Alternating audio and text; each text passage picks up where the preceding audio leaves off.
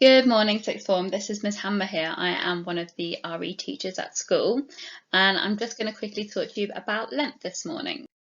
So, for those of you that don't know, but I think many of you do, Lent is a period that happens every single year, and it begins with Ash Wednesday, the day after Pancake Day, or Shrove Tuesday, and it finishes on Easter Day. It usually lasts for around 6 weeks or 40 days, 40 nights, and it is a time usually of fasting and religious observance leading up to Easter, which is for many people the biggest event in the Christian calendar, where Jesus died, sacrificed himself for humanity's sins, and rose again. Lent is usually observed historically as a period of fasting. Many Christians would fast for much of the week, but now it's kind of evolved into many Catholics will abstain from meat on Ash Wednesday, Good Friday, and all of the Fridays of the period. And it's looking to kind of, pay homage, or perhaps in a sense kind of emulate the time that Jesus spent 40 days and 40 nights in the desert to prepare him for beginning his ministry. And Jesus used this time of fasting and staying away from everything to kind of purify himself and refocus himself and connect to the job that he had to do. And Christians kind of use Lent in a similar way to help kind of purify themselves before Easter, to refocus themselves on God, to really think about what it meant for Jesus to die for their sins. And many Christians might commit to things like more Bible study, praying the Stations of the Cross, or more quiet reflection during this period. But hasn't this year been hard enough? When I saw that I was going to be producing an assembly on Lent, I felt, a bit like, Lent this year.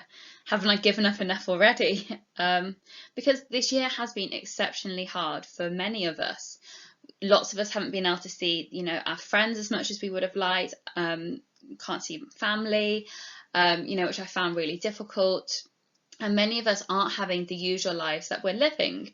Many of us have already had to give up quite a lot this year.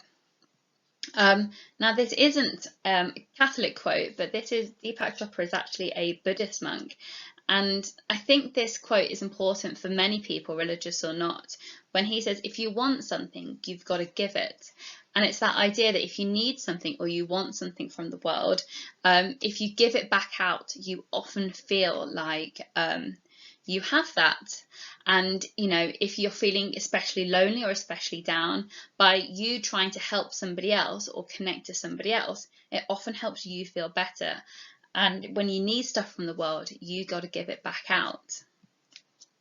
So with that in mind, I was thinking of ways to think about and observe Lent in 2021. Now, you might be a observing Catholic and you always celebrate Lent in a similar way, which might be extra prayer. You might fast from meat on Fridays. You might spend extra time in Bible devotion, and you might do what you usually do. Lots and lots of Christians, millions of Christians around the world, will celebrate Lent as a time for giving up something as a sacrifice and showing that extra commitment and sacrifice to God. For example, you might give up meat for Lent, you might give up chocolate, you might give up your phone for 1 hour a day, all as a way to show sacrifice and that recommitment and focusing of your time on something more important. But Lent could also be a time for perhaps trying something new. And a way that you might want to sacrifice something might be actually taking up something new and not depriving yourself. So perhaps you might be able to pay something forward to people. You might want to decide to perhaps pay a compliment to somebody new every day for 40 days. It could be a classmate and you could say, I actually thought your idea in the lesson today was really interesting. It could be someone has achieved something new or managed to get into a university perhaps, and you might want to pay them a congratulations or a compliment, and you usually wouldn't do. Perhaps every time you go to the supermarket, you could add one new item to the food bank collection and make a small sacrifice every time you visit to try and give something back to the local community. You might want to just sacrifice a little bit of your time. You could ring up a family member more often than usual, and just sacrifice a little bit of time trying to talk to somebody in your family that might be a little bit lonely during this period.